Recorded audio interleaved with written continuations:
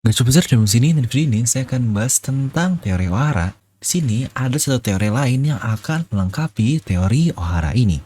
Nah, mari tanpa basa-basi lagi kita langsung saja wadaw.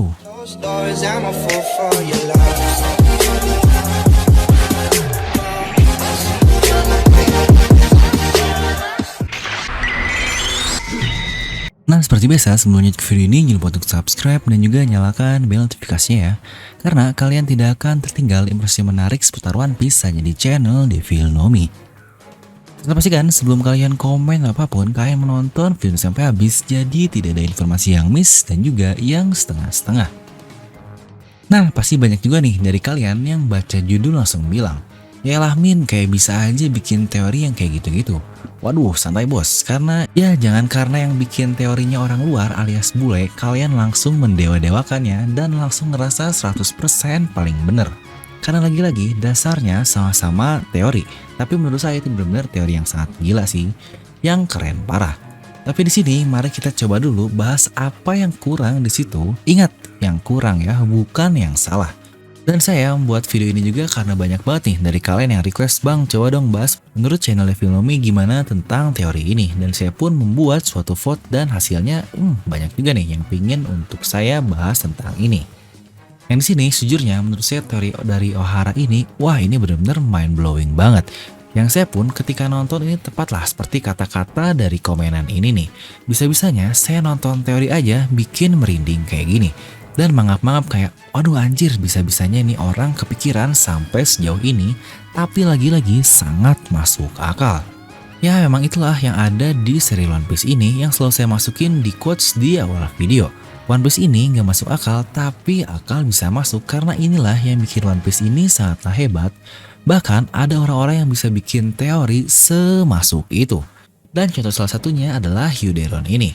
Dimana teori yang kedua yang saya maksud juga dari video ini adalah kenapa saya bilang teori dari Ohara ini belum lengkap. Ingat, belum lengkap. Alias masih bisa disempurnakan dengan teori dari Rokushiki Master. Teori dia mengenai hancurnya Red Line, All Blue, dan One Piece ini sendiri, yang menurut saya itulah yang akan menyempurnakan teori Ohara. Wah, ini untuk anak-anak forum Kaskus di tahun 2011-an pasti tahu banget lah teori tentang Om Rokushiki Master ini. Kira-kira banyak nggak ya yang aktif di forum One Piece Kaskus itu di tahun segituan? Wah, jadi ketahuan kan umurnya kayak gimana? Aduh. Oke, sebelum kita langsung membahas teori tentang Om Roku ini, kita akan bahas dulu mengenai teori dari Ohara disertai komen plus react dari saya seperti yang kalian inginkan. Jadi, teori Ohara ini membahas tentang Ancient Kingdom, di mana di teori itu berkata bahwa Ancient Kingdom ini adalah Enies Lobby. Atau dengan kata lain, Love ini bertepatan di Enies Lobby, tepatnya di bawahnya, alias di bawah air terjun itu, dan itulah juga yang menjadi mata kiri dari peta Pulau Jaya, yang di dalamnya ada Shandora Iloh di mata kanannya. Dan jika kalian ingat, ini adalah peta Jaya di masa kini dan peta Jaya sebenarnya di setidaknya 400 tahun yang lalu adalah seperti ini. Dengan kota Sandora di dalamnya ini tepat di mata kanan tengkorak lah. Seperti kata-kata dari Montblanc Nolan, saya melihat kota emas di mata kanan dari tengkorak dan yang dimaksudnya adalah ini. Dan di teori Ohara ini dengan faktor-faktor pendukung yang menurut saya sangat luar biasa sekali, dia berkata bahwa jika mata kanan ini terbang ke langit karena knock upstream, maka di mata kiri ini dengan semua cocok logi yang luar biasa itu adalah jauh ke dalam lautan dan itu adalah Enies Lobby ini. Dimana menurut saya itu adalah suatu teori yang sangat masuk akal sekali. Lagi-lagi buat kalian yang belum nonton, kalian harus nonton sendiri deh tentang teori ini biar benar-benar merasakan how this theory can blow your mind. Tapi mengenai Enies Lobby yang bentukannya hancur seperti ini atau ada lubang besar ini, ingat saya juga pernah berkata di suatu teori mengenai Ancient Weapon, yang kita tahu dari Ancient Weapon ini terutama untuk Pluton, dia dapat menghancurkan satu pulau tanpa sisa ini hanya dengan satu serangan saja. Dan apakah kalian ingat kita pernah melihat hal itu di serial One Piece? Tepatnya satu serangan yang menghancurkan satu pulau dan berefek yang sampai seperti itu. Ya benar, itu adalah serangan dari dewa kita semua, God Enel. Itu pun dengan serangan Raigohnya. Dan lihat after effect dari serangan Raigoh ini. Ya, daratan yang menjadi bolong persis seperti keadaan di Enies Lobby saat ini. Dan lagi-lagi itu adalah arc Skypiea dengan God Enel itu adalah satu arc yang sangat penting di serial One Piece ini. Jadi bukankah itu seakan-akan foreshadow mengenai apa yang terjadi di masa lalu? Foreshadow mengenai itulah efek dari Ancient Weapon. Jika teori dari Ohara ini benar, bisa saja 800 tahun lalu ini Ancient Kingdom yang notabene di mata kiri tengkorak, dia menjadi seperti Enies Lobby alias pulau yang bolong begitu karena menerima serangan Ancient Weapon. Dan bukankah pas juga di arc Enies Lobby ini utamanya adalah untuk mencari sebuah Ancient Weapon? Bukankah itu objektif dari pemerintahan dunia di arc-nya Enies Lobby? Lebih tepatnya untuk Ancient Weapon Pluton melalui dua orang yang kita tahu, Franky dan juga Nico Robin. Mungkin ada beberapa dari kalian yang bertanya, loh bang, kenapa kok bukannya Ancient Weapon ini kepunyaan dari Ancient Kingdom, kok malah dia sendiri yang diserang oleh Ancient Weapon ini? Nah, apakah kalian ingat lokasi Pluton ini ada di mana? Ya, benar, di kerajaan Alabasta. Dan kalian tahu juga kerajaan Nefertari ini lebih tepatnya 20 tahun yang lalu berpihak ke siapa? Ya, benar, mereka dulunya berpihak ke pemerintahan dunia. Mungkin saat itu mereka merasa berbuat kesalahan dengan berpihak ke pemerintahan dunia ini, makanya mereka akhirnya tidak ingin mengambil dosa dengan hidup di Mary Joyce. Yang kita pun tahu hanya 19 raja saja yang hidup di Mary Joyce ini, dan satu kerajaan yaitu kerajaan dari Nefertari ini yang dari kata kategori ini sendiri mereka adalah pengkhianat. Mereka memutuskan untuk tinggal di negerinya sendiri, bukan di Mary Joyce. Dan sekarang juga mereka terus merahasiakan lokasi Pluton ini dari pemerintahan dunia, bukan itu lebih tepatnya untuk menebus dosa atas apa yang telah mereka lakukan 800 tahun yang lalu, di mana semua teori dari Ohara ini sangat luar biasa masuk akal karena seperti yang kita tahu lah, originalnya alias dari Yuderon ini adalah orang Jepang. Dan lagi-lagi seperti yang kita tahu juga, kanji Jepang ini memang biasanya memiliki banyak sekali arti lah. Seperti yang kita lihat juga di video Ohara seperti apa. Satu kalimat saja bisa berarti banyak. Makanya untuk orang Jepang yang membaca manga di versi RAW alias di versi Jepangnya langsung ini pasti akan lebih mengerti apa yang dikatakan oleh karakter-karakter di One Piece ini. Karena sejujurnya tiap karakter ini mempunyai penggunaan kata-kata yang identik loh. Seperti contohnya kenapa Kaku dibilang dia berbicara seperti orang tua, karena penggunaan kata-kata yang dibuat dari kanjinya ini seperti orang tua. Bahkan dari kanji yang digunakan oleh Oda saja sudah menunjukkan suatu karakter seperti apa. Makanya saya pun selalu bilang jika kita baca dari versi Indonesia, translate-nya banyak yang kurang pas. Karena biasanya hasil translate ini dari Inggris, lalu dari Inggris ini awal dari Korea, dan Korea dari Jepang. Jadi banyak sekali part yang dilewati untuk sampai ke bahasa Indonesia. Tapi wajarlah untuk kita yang bisa bahasa Jepang pun harus sampai di tingkat dulu lah, mungkin kayak Jerome kali ya, baru bisa benar-benar mengerti semacam kiasan-kiasan yang ada di kanjinya itu. Ya contoh terbaru saja lah mengenai kata-kata Wings of Pirate King ini kepada Sanji oleh Robin, dimana ini aja sudah memiliki banyak maknanya. Tapi menurut Sandman yang orang Jepang asli, dia bilang itu adalah satu dari sayap, tapi di translate malah dibilang sayap yang notabene keduanya. Itu saja sebenarnya sudah beda arti, tapi jika dari perspektif saya lebih percaya kata-kata dari Sandman ini yang notabene orang Jepang asli. Dan jika kita kembali ke awal, kok saya bilang belum lengkap sih teori ini? Ya karena teori itu fokusnya di Ancient Kingdom, dan katanya One Piece ini atau Love Tale ini adalah di Enies Lobby. Dimana sebenarnya masih ada banyak hal yang belum terbahas yang begitu mengenai Red Line, All Blue, dan One Piece ini sendiri.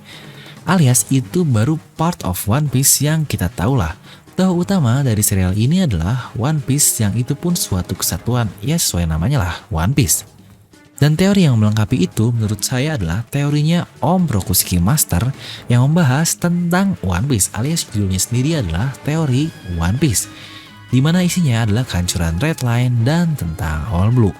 Ya mungkin akan saya bahas sedikit saja lah mengenai teori dari Om Roku ini. Dia di teori itu berkata mengenai kehancuran Red Line terlebih dahulu. Nah, kenapa Red Line ini harus hancur? Coba apa kalian ingat masih ada satu hal yang belum terjadi tapi seharusnya harus benar-benar terjadi.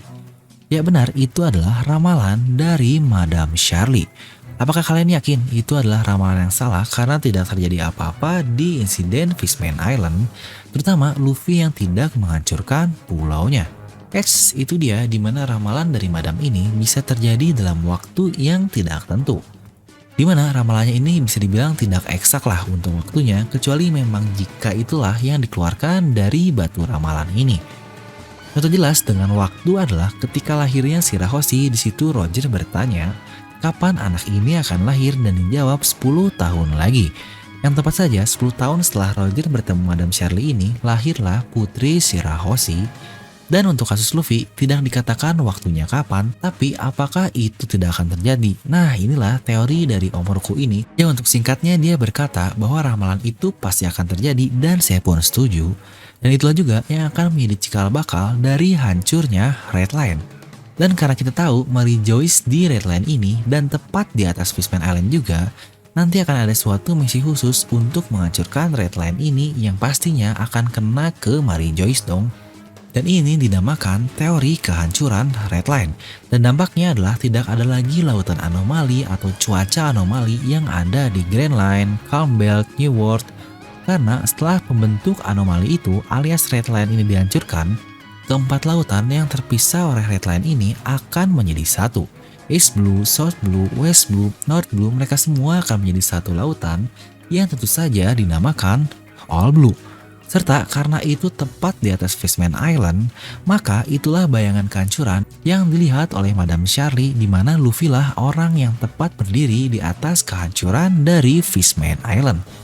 Dengan itu, Fishman akan mendapatkan kejayaannya lagi dengan All Blue-nya ini dan janjinya untuk dapat hidup lagi di permukaan lautan, di mana keseluruhan lautan bersatu. Dan bukankah All Blue ini berarti menjadi satu? Dan bukankah menjadi satu ini adalah, ya benar, One Piece? Ya sebenarnya kurang lebih itulah poin mengenai teori dari Om Rokushiki Master. Sejujurnya teori Ohara ini satu teori yang menurut saya sangat luar biasa. Tapi jika mengingat judul di video ini, teorinya belum lengkap karena ada bagian lain juga yang perlu dilengkapi terkait serial One Piece ini.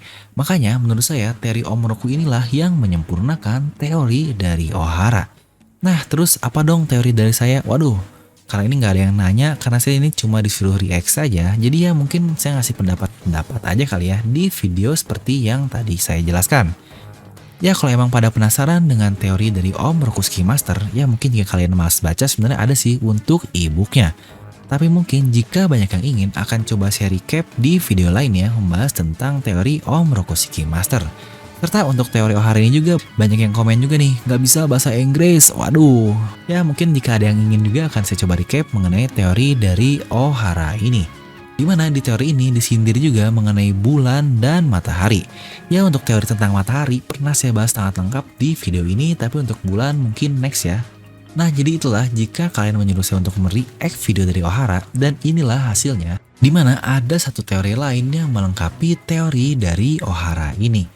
Dan buat kalian yang mungkin baru pertama kali melihat teori yang super jelas seperti ini, wah jaga kalian anak forum Kaskus One Piece, ya di zaman kejayaannya seperti yang tadi saya bilang, teori-teori seperti ini itu sangat banyak sekali dibuat oleh anak-anaknya. Dan teori-teori ini benar-benar blow your mind banget. Dan mungkin akan banyak juga yang bilang, lah bang kok nggak izin dulu kayak channel sebelah aja izin dulu tuh kalau mau nge-react. Nah sebenarnya untuk masalah react ini di dunia content creator, tidak ada aturan tertulis harus izin atau perlu kontrak apapun untuk mereact suatu videonya. Ya kecuali jika konten yang kita ambil ini konten komersial lah seperti dari TV atau apapun. Jika seperti itu emang butuh kontrak secara khusus agar kita bisa menggunakan konten dari suatu televisi ini.